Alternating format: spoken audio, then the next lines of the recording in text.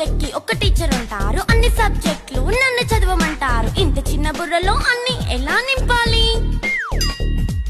Class work, home work, fail notes అంటారు. Subject కి 3 books పెట్టి బ్యాగ్ నింపుతారు. ఇన్ఫాక్ట్ నా బరువు కన్నా నా బ్యాగ్ బరువే ఎక్కువ.